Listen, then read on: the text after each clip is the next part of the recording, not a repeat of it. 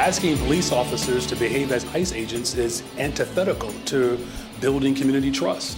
We don't care that Brandon said that they're not going to help.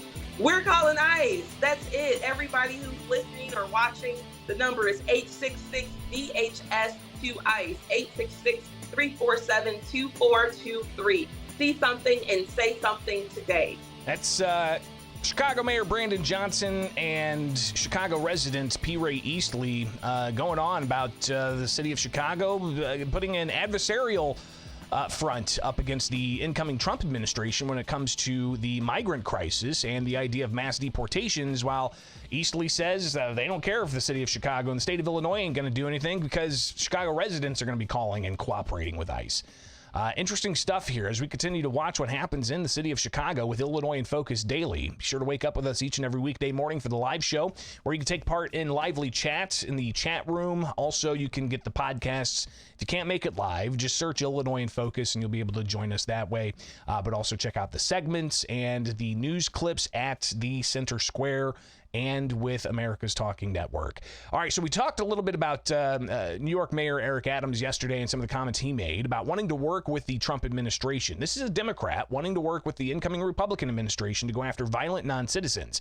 But during a news conference earlier this week, Adams talked about the costs to taxpayers in New York of the migrant crisis. He said everybody should be upset at the Biden administration over. He's talking about $6.4 billion that New York City taxpayers have paid for non-citizens in the state, some would say illegally. As a dreamer, came here, crossed the river with his mother to participate in American Dream, and he now is a commissioner that is in charge of other dreamers. Those people should not be rounded up in the middle of the night. You know, these are people who love our country and they're participating in our country.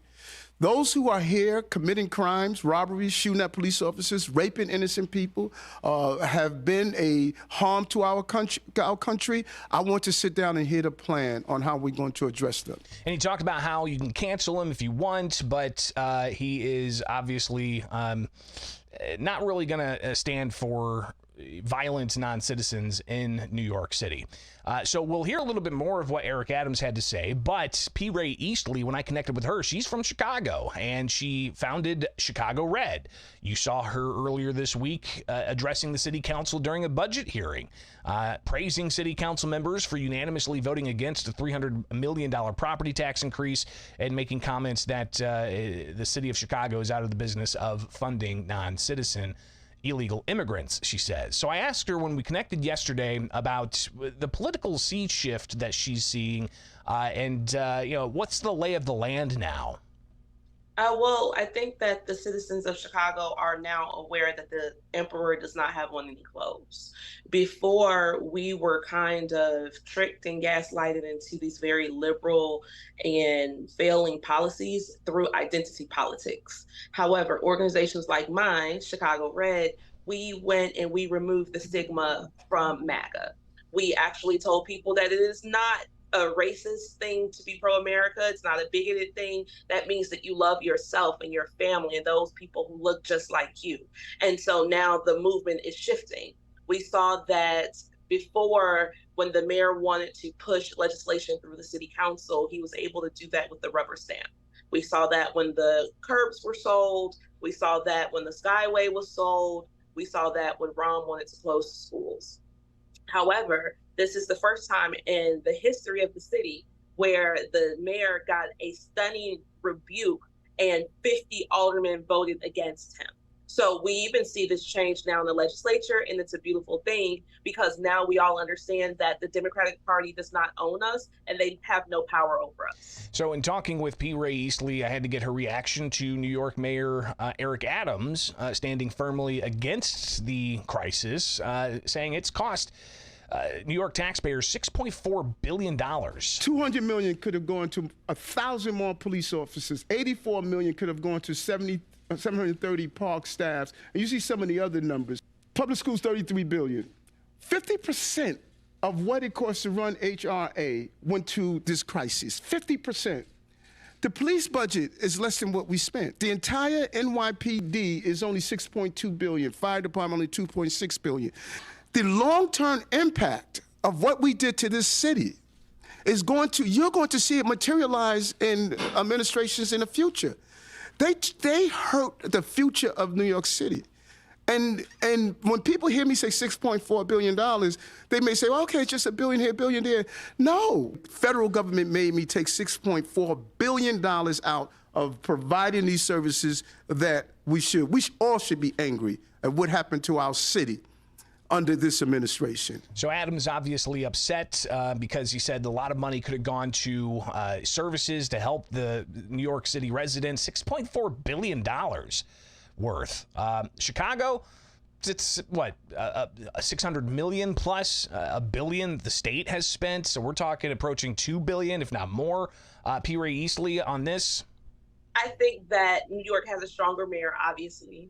But if we kind of like zoom out of the picture and look at a larger picture, the CTU has been corresponding with the Venezuelan government for over a decade.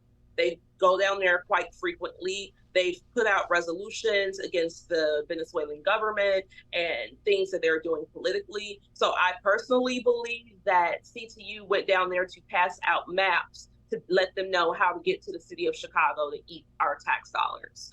With that being said, we can see that there's a huge difference between an independent mayor like Mayor Adams and a bought mayor like Brandon Johnson, because we know that he is owned by the Chicago Teachers Union. They actually contributed over $4 million to his campaign.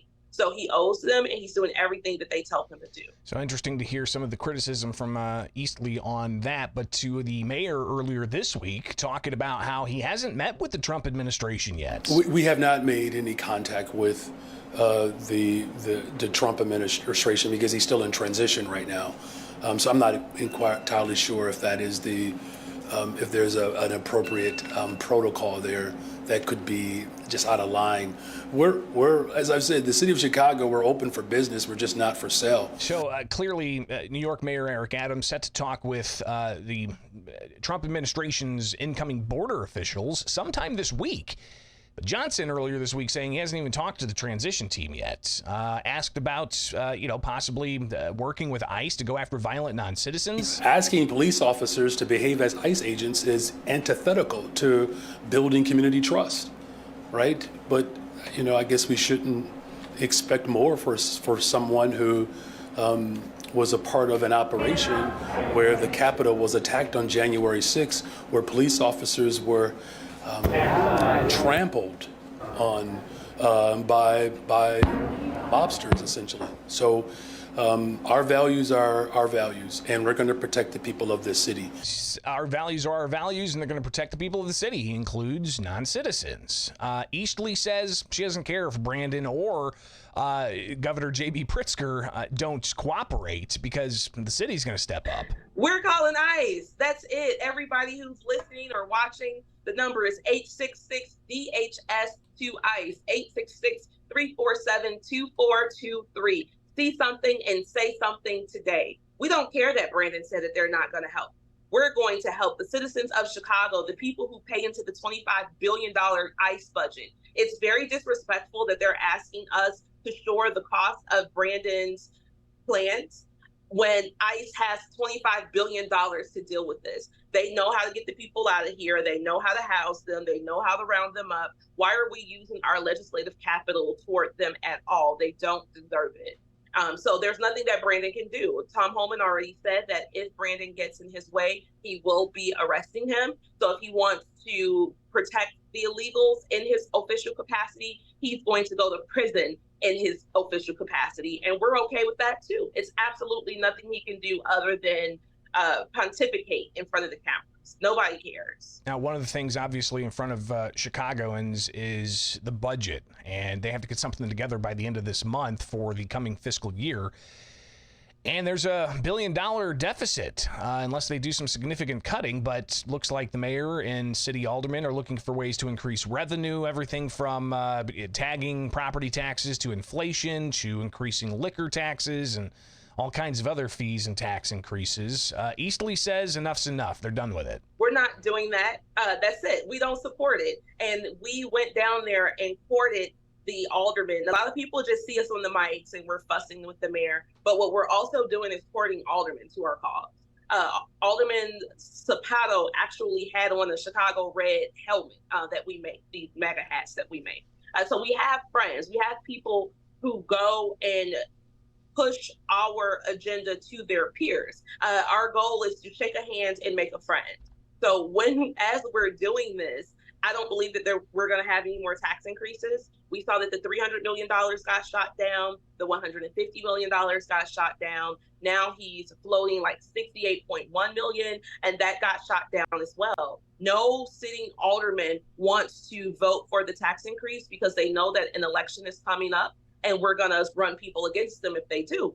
So Brandon is going to have to figure out how to plug the budget, and the easiest way to do that is by removing every dime of funding from the non-citizens, or as I call them, the illegals. They are illegal aliens. They are not migrants. My grandparents were migrants when they left the South. That's why it's called the Great Migration.